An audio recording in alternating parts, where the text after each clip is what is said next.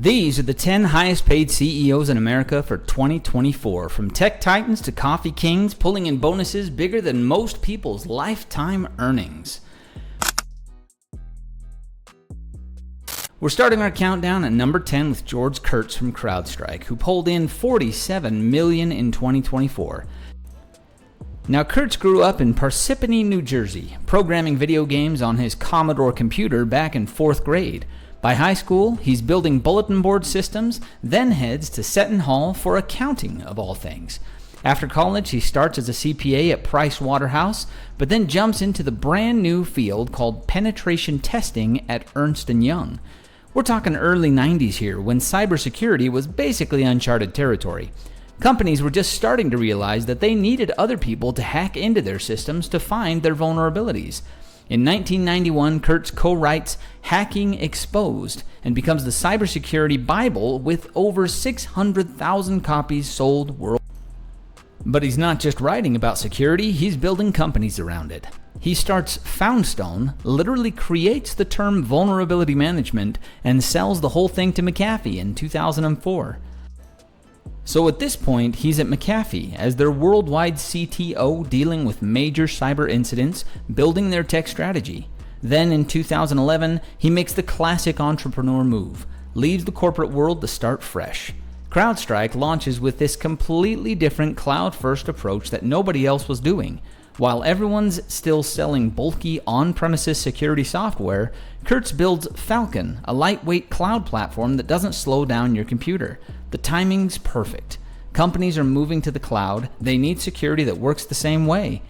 CrowdStrike becomes the fastest growing endpoint security vendor and goes public in 2019 at a $6.6 billion valuation. Then gets added to the S&P 500 faster than any cybersecurity company ever. Sliding into the 9th place is Rajiv Ramaswamy of Nutanix, who pulled in $51.1 million in 2024. But most of that cash wasn't just a reward, it was basically a stay with us lifeline. Ramaswamy grew up in India in the 1960s, son of a railway family that moved around constantly because of his dad's work. All that relocating taught him to adapt fast, which turned out to be perfect training for Silicon Valley.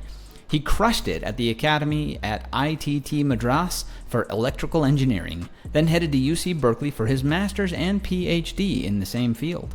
After Berkeley, he did the classic tech career climb, bouncing between IBM, Tellabs, Nortel, and Cisco, building expertise in networking and infrastructure. But the real money moves started at Broadcom in 2010, where he became executive vice president and basically turned them into a data center networking powerhouse.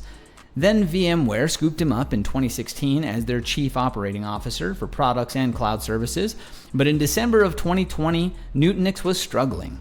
Their co-founder had just stepped down, the company needed fresh leadership, and they brought in Ramaswamy as CEO. He completely transformed the business, focused on cloud infrastructure, streamlined operations, and nearly doubled their stock price. Then, early 2024 happened. Some competitors tried to poach Ramaswamy with what must have been an insane offer. Nutanix's board panics and basically throws $49.7 million at him in a retention package. That's almost his entire 2024 compensation right there. One massive equity award tied to hitting $3.1 billion in recurring revenue and $900 million in free cash flow by 2027.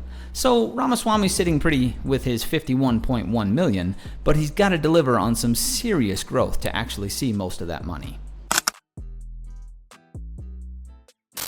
At number 8, we've got Shantanu Narayan from Adobe, who pulled in $52.4 million in 2024. Narayan was born in India in 1963, studied electronics engineering at Osmania University, then headed to the US for a computer science master's at Bowling Green State and an MBA from UC Berkeley. After stints at Apple and Silicon Graphics building graphics expertise, he joined Adobe in 1998 and worked his way up to CEO by 2007. But what made him brilliant? He saw the subscription model coming before anyone else. While competitors were still selling box software, he transformed Adobe into a cloud-based subscription powerhouse with Creative Cloud. That move was genius timing. Designers, photographers, and video editors didn't want to drop $2,000 up front for Photoshop anymore. They'd rather pay $20 a month. Adobe went from being a traditional software company to a recurring revenue machine that now dominates creative software globally. Landing in the number 7 spot is Nikesh Arora, the powerhouse CEO of Palo Alto Networks, who pulled in $58 million in 2024. Arora was born in 1968 in Ghaziabad to an Indian Air Force officer, which meant moving around constantly as a kid. He crushed it academically at ITT BU before electrical engineering, then headed to Boston for finance and business degrees. His career really took off at Google in 2004, where he spent a decade climbing to chief business officer and basically building their entire advertising empire outside the US, but then it gets wild. In 2014, SoftBank's Masayoshi Son poaches him to be the president and COO with this massive compensation package. 2 years later, Arora walks away from SoftBank with at least $360 million in his pocket. That's the kind of money that lets you be picky about your next move. So what does he do? He takes over Palo Alto Networks in 2018 as CEO and chairman. And again, this was smart timing. Cybersecurity was exploding. Companies were getting hacked left and right, and Palo Alto had all these different cybersecurity products that really didn't work well together. Aurora's big play was creating a unified platform approach. Instead of buying 10 different security tools, companies could get everything from one place. The strategy worked, and under Arora, Palo Alto's market value skyrocketed as they became the go-to cybersecurity platform for enterprises. His $58 million payday reflects the transformation, with most of it coming from stock awards tied to the company's performance. Coming in at number 6 is David Glitton from Carrier Global, pulling down $65.6 million in 2024. Here's someone who took the long road to the top. Glitton's got a Cornell engineering degree, a law degree from UConn, and an MBA from MIT Sloan. That's the kind of triple threat education that screams destined for the C-suite. Glitton spent most of his career climbing the ladder at United Technologies and its aerospace divisions. He worked his way up through Hamilton Sunstrat, then became president of UTC Aerospace Systems, where he handled this massive integration of Goodrich Corporation. Then Collins Aerospace made him president and COO in 2018, but the real money move came in 2019 when United Technologies spun off Carrier as its own company and handed Glitton the CEO job. We're talking about the company that literally invented modern air conditioning back in 1902. Carrier had become a massive HVAC, refrigeration, and fire safety conglomerate, but it was buried inside of UTC. So he positioned the company as the sustainability play in building technology, smart thermostats, energy-efficient systems, all the stuff that companies need to hit their climate goals. The timing was perfect because every corporation was suddenly obsessed with ESG and carbon footprints. His $65.6 million payday comes mostly from stock and option awards, which makes sense because Carrier's been crushing it as a standalone company. Glitton basically took this old-school industrial business and turned it into a climate tech growth story. Number 5 brings us to Tim Cook from Apple. This guy earned $74.6 million in 2024. Cook grew up in a small-town Alabama, Robertsdale, population maybe 6,000, and was the kind of kid who graduated second in his high school class. He studied industrial engineering at Auburn, then got his MBA from Duke's Fuqua School as a Fuqua Scholar. After Duke, Cook spent 12 years grinding it out at IBM in their PC division, eventually becoming Director of North American Fulfillment. Then he jumped to Intelligent Electronics as COO, followed by a quick stint at Compaq as VP of Corporate Materials. But in 1998, Steve Jobs convinced him to join Apple as Senior VP of Worldwide Operations. This was the move that changed everything. Apple was a mess operationally when Cook arrived. Inventory sitting around going stale, supply chain disasters, you name it. Cook famously called inventory fundamentally evil and earned the nickname Attila the Hun of inventory for how aggressively he streamlined everything. He's also known for saying, "Inventory is like dairy products. No one wants to buy spoiled milk."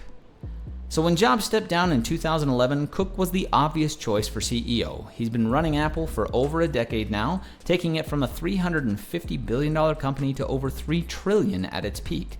Under his leadership, Apple launched the Apple Watch, AirPods, and built a massive services business that's now bigger than most Fortune 500 companies. Sliding into our top 4 is Satya Nadella from Microsoft, who brought home $79.1 million in 2024. Nadella was born in Hyderabad in 1967. His dad was an Indian Administrative Service officer and his mom taught Sanskrit. He studied electrical engineering at Manipal Institute of Technology, then headed to Wisconsin for a computer science master's and later got his MBA from Chicago Booth. Before Microsoft, he did a brief stint at Sun Microsystems, but the real story starts in 1992 when he joined Microsoft as a member of the technology staff. This was peak Windows 95 era, and Nadella spent over 2 decades working his way up through different divisions, eventually leading the Cloud and Enterprise group. So when Steve Ballmer stepped down in 2014, picking Nadella as CEO was considered a huge risk. Microsoft was seen as this aging software giant getting crushed by Google and Amazon in the cloud, but Nadella completely transformed the company's culture and strategy. He killed the old know-it-all Microsoft attitude and replaced it with what he calls a growth mindset. Basically, always be learning and adapting. His big bet was going all in on cloud computing with Azure. While everyone thought Microsoft was done, Nadella quietly built Azure into the second biggest cloud platform behind Amazon. He also shifted Office to a subscription model and made Microsoft relevant in AI before ChatGPT was even a thing. And now, the company's worth over $3 trillion. Our bronze medal goes to Larry Culp of General Electric, who earned $87.4 million in 2024.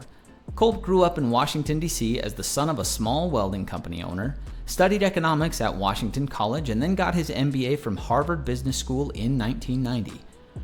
Right out of Harvard, he joined Danaher Corporation through their subsidiary Vedir-Root. This turned out to be the perfect training ground. Danaher was obsessed with lean manufacturing and continuous improvement through something called the Danaher Business System. Culp worked his way up, became CEO in 2001, and spent the next 13 years turning Danaher into a science and technology powerhouse. Then he did this. He retired early and went back to Harvard as a senior lecturer teaching leadership and strategy. But in 2018, GE came calling with an offer he couldn't refuse. The company was basically falling apart. The stock price had crashed and they were drowning in debt, and they needed someone to save one of America's most iconic companies. But this decision also broke a record. Culp became the first outsider to run GE in its 126-year history. That's right, GE, for over a century, had only promoted from within. But they were desperate enough to bring in this Danaher guy who specialized in operational turnarounds. And it worked, because he basically saved GE from bankruptcy. Taking the silver medal is Brian Niccol from Starbucks, who earned $95.8 million in 2024. But the crazy part is he only worked 4 months. That's right, Niccol made nearly $96 million from September to December, which works out to about $24 million a month. What a dream! So how did it start? Niccol was born in Philadelphia in 1974, studied engineering at Miami University, then got his MBA from Chicago Booth. He started climbing the corporate ladder in marketing and operations, eventually landing at Taco Bell in 2011 as Chief Marketing and Innovation Officer. By 2015, he was CEO and completely turned the brand around with breakfast offerings and elevated menu items. The results were insane. Under Niccol, Chipotle's stock rose nearly 800%. Revenue doubled and profits went up 7 times. He proved that fast casual dining could be a massive digital business if you got the technology right. So when Starbucks was struggling with declining sales and a broken mobile experience, they threw everything at Niccol to come fix it. His compensation package included a $10 million signing bonus, $5 million after his first month, and about $80 million in stock awards to replace what he was leaving behind at Chipotle. Oh, and get this, he refuses to relocate from Southern California, so Starbucks flies him to Seattle on the corporate jet for work. Talk about executive perks. And topping our countdown is James Robert Anderson from Coherent Corp, who earned $101.5 million in 2024. Now, if you thought Niccol's pay was impressive, listen to this. Anderson made that money in less than a month on the job, and most people hadn't even heard of him or his company before. Anderson was born around 1972 and built his career as a semiconductor engineer. He studied electrical engineering at the University of Minnesota, got his master's at Purdue, then went to MIT for both an electrical engineering master's and an MBA. Classic overachiever trajectory through the chip industry, Intel, Broadcom, LSI Corporation, then AMD, where he ran their computing and graphics division. In 2018, he became CEO of Lattice Semiconductor and absolutely crushed it. The stock went up 10 times during his 6 years there. So when Coherent Corp, this optical materials and semiconductor company based in tiny Saxonburg, Pennsylvania, needed a CEO, they threw everything at Anderson to poach him. They announced his hiring on June 3, 2024, just weeks before their fiscal year ended in June. The market was absolutely nuts. Lattice stock crashed. Coherent shot up 23% in one day and adding $2 billion to the company's value just because the investors loved the hire. Coherent had designed a compensation package worth about $36 million to replace what Anderson was leaving behind at Lattice. But because the stock exploded right after his hiring was announced and because of how the SEC accounting rules work, that compensation package suddenly became worth $101.5 million. Almost his entire pay was this massive equity award that got revalued based on the stock surge. The company even admitted it was kind of an accident, saying, ironically, the high value was largely due to the favorable market response to Anderson's appointment. So Anderson became the highest paid CEO in America, basically by coincidence. The market loved him so much that it inflated his own compensation package. And that's our list. Proof that in corporate America, the biggest paydays go to the biggest game changers. Do you think that they're getting paid what they're worth? Think you've got what it takes to make the list someday? Then like this video, subscribe, and stick around.